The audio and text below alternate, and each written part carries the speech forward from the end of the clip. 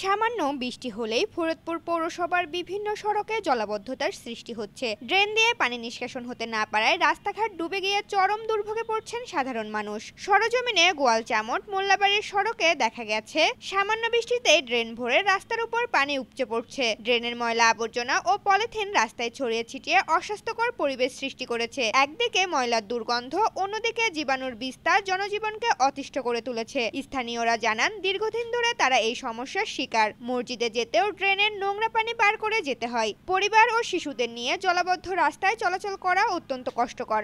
ওয়ালটন আবারও মিলিনিয়ার অফারে ওয়ালটন ফ্রিজ কিনে আপনিও হয়ে যেতে পারেন মিলিয়নিয়ার। মিলিনিয়ার ছড়াছড়ি দেশ জুড়ে, এটা শুধু ওয়ালটনই পারে।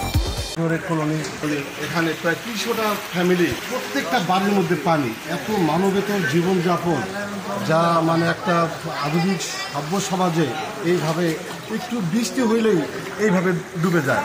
আমার মনে হয় কি, সকালবেলা যদি ১০-১২টা ছেলে পেলে বাচ্চা পোলাপান প্রস্রাব করে, এই ড্রেনে সে পানি আটে না।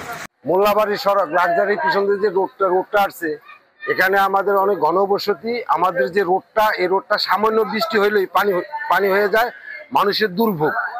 আমি যথাযথ কর্তৃপক্ষের দৃষ্টি আকর্ষণ করছি যাতে আমাদের এই রোডটা এবং আমাদের যে ড্রেনের ব্যবস্থাটা অত জরুরি করা হয়, তাহলে জনগণের এবং আমাদের পৌরসভার এবং আমাদের জনসাধারণের চলাচল করতে নির্বিঘ্নে সুবিধা হবে। এই যে দেখতে পাচ্ছেন, আমরা অফিস শেষ করে আসলাম, আসার পথে এই যে ড্রেনের যে নোংরা পানি আমাদের পায়ে লাগতেছে, এই যে পানিজনিত যে সমস্ত রোগবালাই আছে, এই জিনিসগুলা কিন্তু ছোট ছোট বাচ্চা আছে, বিপদ আপদে কেউ যাতায়াত করতে পারে না। এখানে যে পরিমাণ স্রোত আছে, একটা গাড়ি গেলে দাঁড়াই পর্যন্ত থাকা যায় না এই অবস্থা।